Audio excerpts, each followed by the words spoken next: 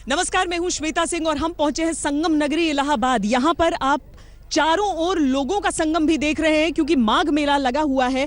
माघ मेला क्यों इतना महत्वपूर्ण है, क्या क्या यहां पर होता है, उस दौरान कैसी व्यवस्था की गई है, सारी चीजें हम अपने इस कार्यक्रम में आपको दिखाते हैं।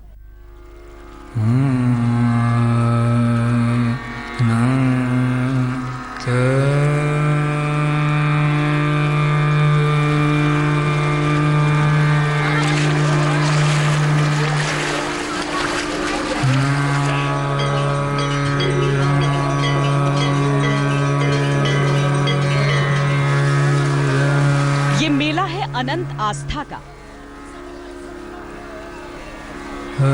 ये मेला है अटूट श्रद्धा का। ये मेला है अलौकिक संगम का।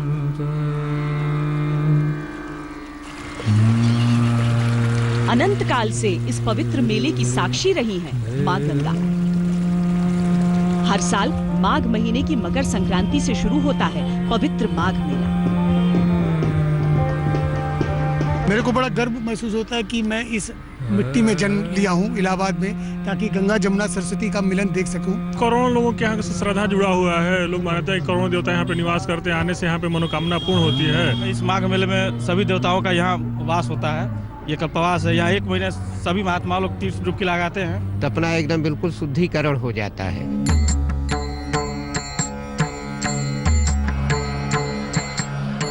जनवरी महीने में इस मेले का आयोजन यूं तो पवित्र नदी के किनारे किनारे कई शहरों में होता है, लेकिन गंगा के किनारे बसे 3 शहरों में इसका खास महत्व है। ये शहर हैं उत्तरकाशी, हरिद्वार और इलाहाबाद।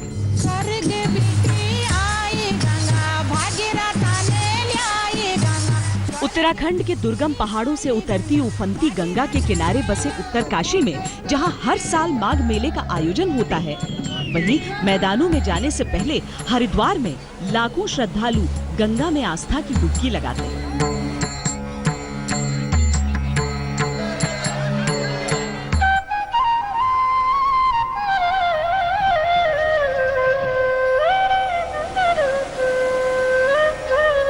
मीलों का सफर तय कर मां गंगा जब तीर्थराज प्रयाग पहुंचती हैं, तो गंगा के विस्तार की तरह ही माघ मेले का विस्तार साफ नजर आता है। जो काला पानी हम देख रहे हैं यहाँ पर बिल्कुल एक विभाजित आप देख सकते हैं। काला पानी कालिंदी, यमुना, और यहाँ पर जो ये आप लालिमा पानी में देख रहे हैं ये गंगा जल है, और यहाँ पर ही ये मिलन होता है। और कहते हैं कि पाताल से सरस्वती भी यहाँ पर आती है। मान्यता ये है कि पाताल से सरस्वती आती हैं और यहीं त्रिवेणी पर ये संगम होता है। यहाँ देखिए नाव में भर भर के लोग यहाँ पर आ रहे हैं। यहाँ पर वो डुबकी तो उन्हें घाट पर ही लगाना पड़ता है सुरक्षा को लेकर, लेकिन यहाँ पर बीच में संगम पर आकर वो जो भी जल है वो अपने ऊपर डालकर कोशिश करते हैं कि जो पुण्य है वो उन्हें प्राप्त हो सके, जो उनके पाप है वो धुल सके। यही कोशिश यहाँ पर आकर लोगों की। हर 12 साल पर यहाँ दुनिया का सबसे बड़ा मेला महाकुंभ लगता है, तो 6 साल पर अर्धकुंभ, जबकि हर साल माघ मेले के नाम से 45 दिनों तक एक पूरा अद्भुत शहर बसता है।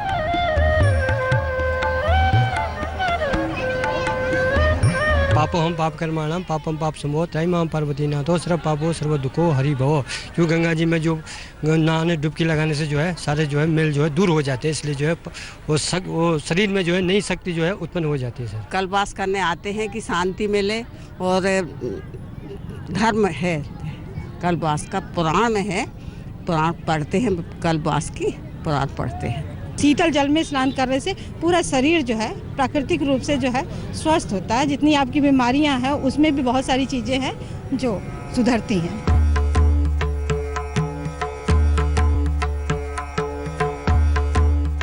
हर साल की तरह इस बार भी संगम नगरी में सजा है तंबुओं का अनोखा शहर। आस्था में डूबे लाखों भक्त 1500 एकड़ में बसे इस शहर में कल्पवास करने आए हैं। अनोखे शहर के इन अद्भुत बाशिंदों को कल्पवासी कहते हैं। कल्पवास के दौरान ये लोग पारिवारिक बंधनों से दूर स्नान ध्यान में लीन रहते हैं। 2 वक्त गंगा स्नान करते हैं और 1 वक्त भोजन करते हैं। कल्पवास अनादिकाल की परंपरा है। 11 महीना जीवन को गृहस्थ, वानप्रस्थ, ब्रह्मचारी और अन्य आश्रमों में व्यापन करने के बाद जब व्यक्ति परमात्मा की खोज में निकलता है तो कल्पवास की छांव में आता है, जहां भगवती गंगा, माँ यमुना और सरस्वती का पावन संगम है। महाराज भरद्वाज ने परंपरा डाली।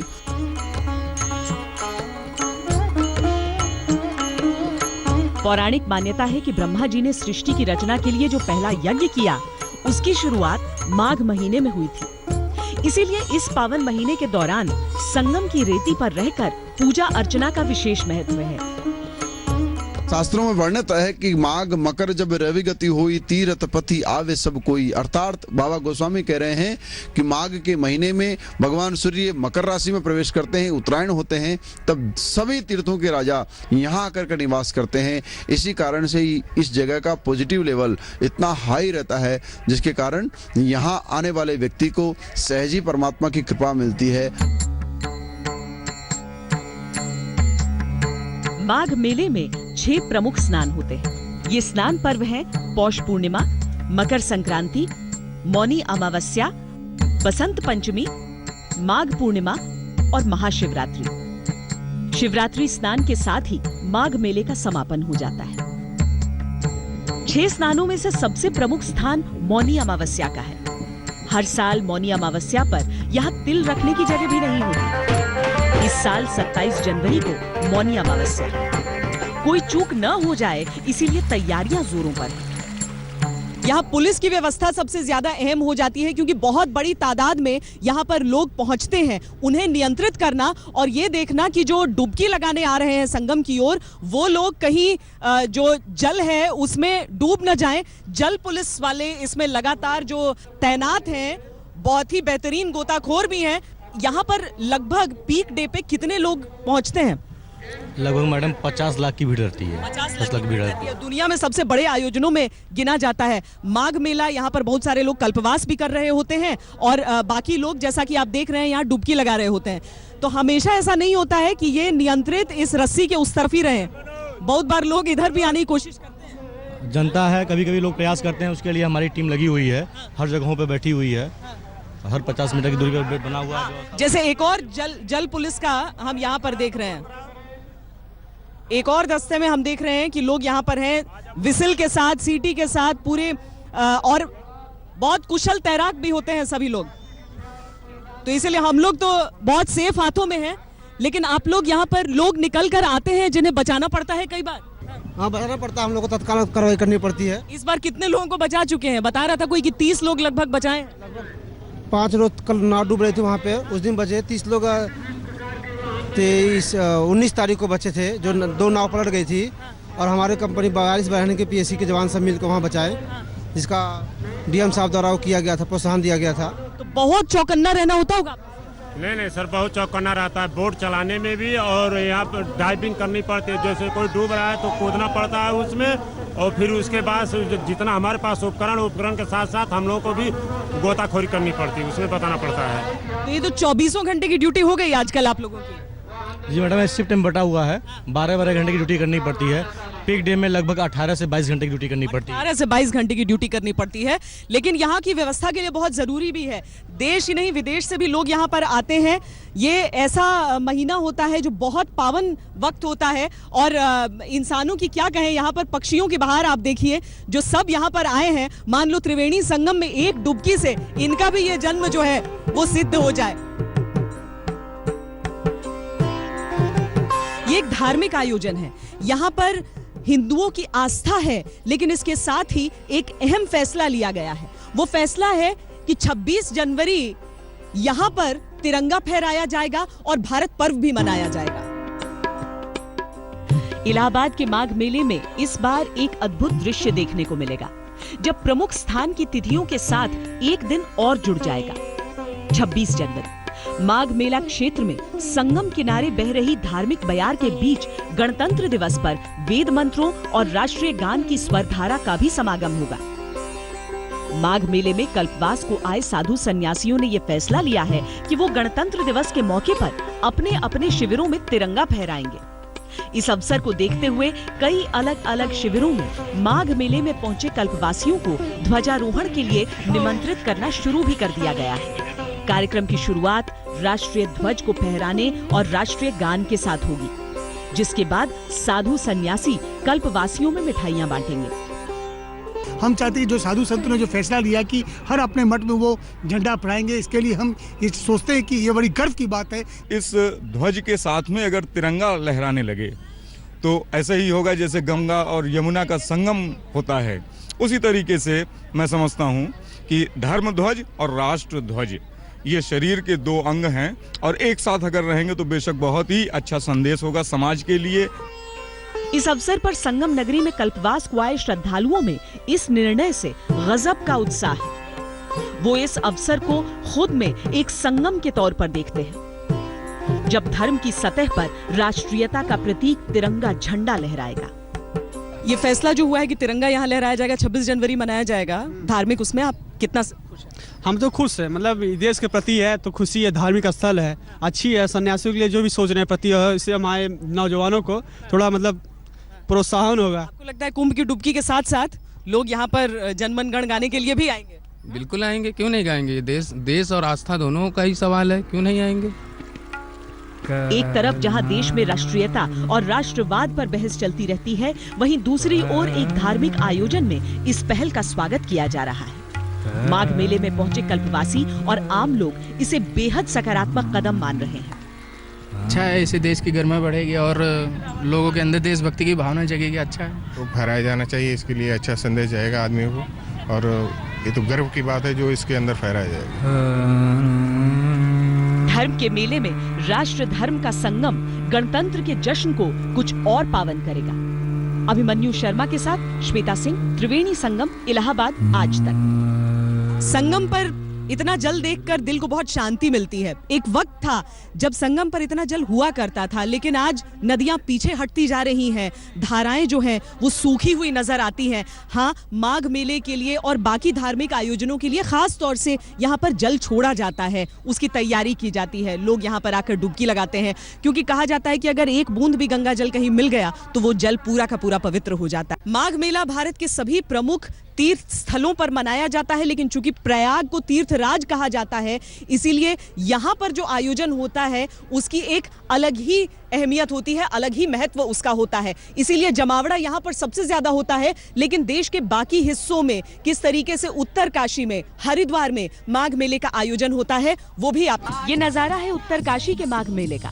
मेले में गंगा की आरती का अद्भुत दृश्य है।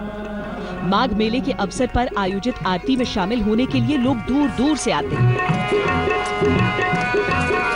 गंगा आरती जो है वो एक बहुत बड़ा टूरिस्ट अट्रैक्शन होता है और उत्तरकाशी जहाँ से गंगा निकलती है वहाँ पर अगर ये आरती कराई जाएगी तो जो हमारे टूरिस्ट हैं, एक तो वो ज़्यादा से ज़्यादा आएंगे और दूसरा जो एक भावना गंगा के साथ जुड़ी होती है कि गंगा को स्वच्छ रखना है, गंगा के अपने घर में उसे स्वच्छ रखना है, इस उद्देश्य के साथ ये आरती प्रारंभ की गई है।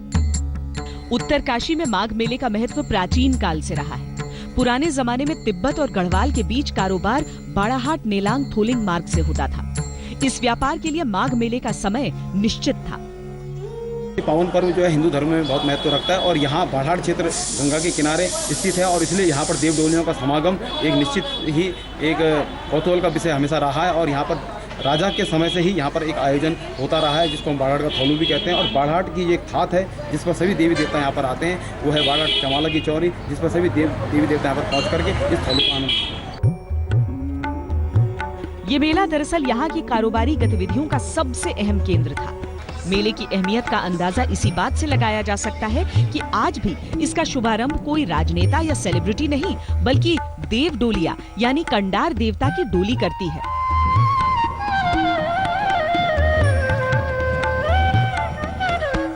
पूजा अर्चना के बाद मकर संक्रांति के पर्व पर गंगा स्नान के बाद आजाद मैदान में आयोजित इस मेले का उद्घाटन होता है।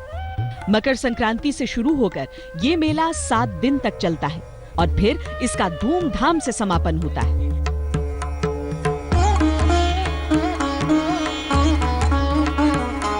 हरिद्वार में भी हर साल माघ महीने में स्थान ध्यान के लिए भक्त हर की पौड़ी पर पहुंचते हैं। हालांकि यहाँ पर इलाहाबाद की तरह लोग कल्पवास करने नहीं आते, लेकिन खास स्नान पर्वों पर श्रद्धालुओं की गंगा के तट पर भीड़ उमड़ती है। लोग स्नान ध्यान के बाद ईश्वर की आराधना करते हैं। यहाँ पर माघ मेले में आते हुए इस प्रण की आवश्यकता है कि गंगा हो, यमुना हो, कोई भी पवित्र संगम हो, उनका दोहन न हो बल्कि उनके प्रति समर्पण हो। यहाँ पाप धोएं तो एक प्रण भी लेकर जाएं कि ये नदियां, ये पवित्र नदियां पवित्र रहेंगी, साफ रहेंगी, क्योंकि हमारे सहयोग की भी उतनी ही जरूरत है। कैमरा पर्सन विशाल बहल और अमित कुमार के साथ श्वेता सिंह, त्रिवेणी संगम, इलाहाबाद आज तक।